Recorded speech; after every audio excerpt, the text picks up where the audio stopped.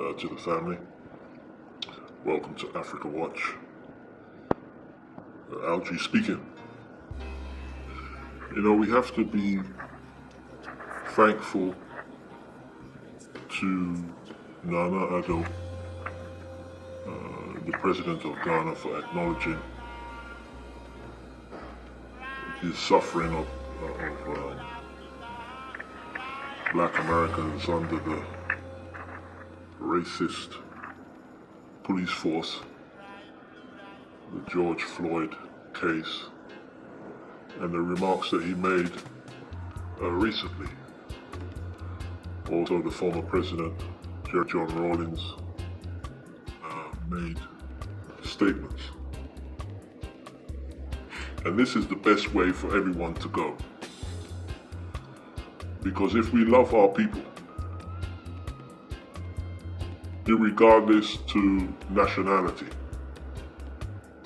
and that's where it should be, because we realized that it was the Berlin Conference where white people sat down without our forefathers and divided up Africa and created this concept called nationality. They would carve out a piece of land, name it after whoever they want to, and share it amongst their brethren. So in 2020, we must not give that concept credit over us looking at ourselves as family. So, you hear stories of people talking about certain situations that occur in America. Brothers and sisters in Africa would say, well, those African Americans. And as soon as someone starts with that introduction, then you know that their thinking is off. Just like if you're in America and you hear black people saying, oh, those Africans, right? You know that their thinking is off. Whatever statements come after are fixed on that foundation that we as a people can be defined by nationality, by geography. And therefore somehow our nature is different because we reside or we come from or we was born in a different geographical area on the planet. This is nonsense. Because if you look at a human being, you have levels of determining who that person is. Everybody looks at nationality. You hear me, I'm speaking in a British accent. I was born in England to West Indian parents that were descendants of Africans. So on a social level, you don't get much traction as to who I am on a social level. You could say I'm British. And then when you start to look at other British people, you see that I'm far different from them. And you may look in the Caribbean or look in Africa and find out that I have more commonality in thinking, in eating, in culture with people that are somewhere else. And that is because of these tiers. A social tier of personality does not determine the essence of who that person is. In order to find out the essence of who the person is, we have to go into spirituality and nature. And the spirituality and nature of black people on this planet is one. Doesn't matter where they come from. They can have a different accent, but the core of their thinking, their aspirations to and principles to protect their nature is one. Their enemy is one. So we are indeed, in the deepest level,